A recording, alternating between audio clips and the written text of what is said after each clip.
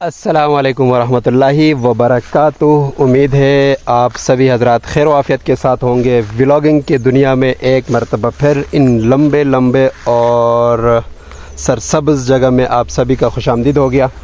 कल का vlog upload नहीं हुआ आप लोगों को पता है, और आज भी आप लोग सोच रहे होंगे कि ये बंदा अचानक इन दरख्तों के दरमियान कैसे पहुंच गया है। तो आप लोगों को बताता चलूँ, कल असर के बाद अब्बू जी की कॉल आई। आपने पिछले 2-3 व्लॉग पहले जो देखा होगा, मैं एक अपने रिश्तेदार की बीमार पुरसी के लिए एबटाबाद आया था। तो अब्बू जी की कॉल आई असर के बाद कि हमारा जो रिश्तेदार है वो इस दार फ़ानी से रुखसत हो चुका है। वहाँ से फिर मैं सीधा निकला मदरसे से और मनसरा आ पहुँचा। तकरीबन मगरिब के बाद का वक़्त था, व्लॉग वगैरह नहीं बना सका। फिर वहाँ घर ही रहे और आज उनको बाद नमाज ज़ोहर जनाजे के बाद उनको दफनाया।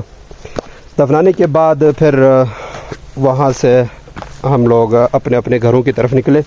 तो अभी मैं घर की तरफ जा रहा हूँ। तो आज का व्लॉग इसी तरह बनेगा। थोड़ा यहाँ के मैं आपको नज़ारे कराता हूँ जो रास्ते में है।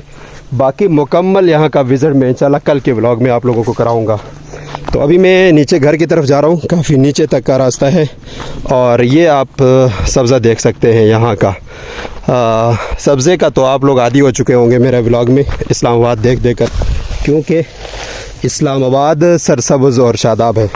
यहाँ पर मेरे साथ ये हो गया कि शापर फट गया है और अमरूद बिखर रहे हैं। तो मैं इनको थोड़ा सा बराबर करता हूँ और फिर व्लॉग में आता हूँ। ये जी 2 शापर थे, दोनों शापर फट गए। एक फटता तो फिर भी बात थी और दोनों शापर फट गए। और एक बात और, जब मैं ये एक शापर से दूसरे में डाल रहा था तो आधे से ज़्यादा ख़राब दिए हुए थे, और जबकि मैंने वहाँ 5-6 रेडी वाले थे, उनमें देखकर मैंने कहा यार इस बंदे से लेकर जाता हूँ और इसका माल थोड़ा जो है ना रहता है। यानी मैं तरस खाकर इससे लेकर आया था और इसने मेरे साथ फुल धोखा किया। मैं कुछ अगर लेकर आया था 3 किलो, तो मेरे ख़्याल में कम से कम उसमें आधा किलो तो है ही ख़राब जो मैंने फेंक दिया। तो तरस किसी पर खाना आजकल मेरे ख़्याल में फजूल है। अगले को आप बेवकूफ़ लगते हैं, किसी को आप इखलास के साथ पेश आते हैं या उस पर तरस खाते हैं ना, तो वो समझता है ये बेवकूफ़ है, मतलब इसके साथ आप 2 नंबरी कर सकते हो। उस वक़्त भी मैंने एक हाथ देख लिया था, लेकिन मैंने कहा यार चलो जाने दो। एक हाथ दाना ख़राब डाल भी दिया तो हो सकता है इसने कसदन न डाला हो। लेकिन जब यहाँ उसके बाद फिर मैं दूसरे फ्रूट देखने के लिए गया था, उसको मैंने कहा था कि ये डाल दो, और उसने जो डाले हैं ना वो मतलब अगर 3 किलो हैं तो उसमें से आधा किलो ख़राब ही हैं जो मैंने फेंक दिया। अभी तक तो मैं घर भी नहीं पहुँचा हूँ। आधे जो है ना घर वाले भी फेंक देंगे, कुछ इस तरह है काट के मतलब। तो किसी पर एतबार करना बहुत मुश्किल है आजकल।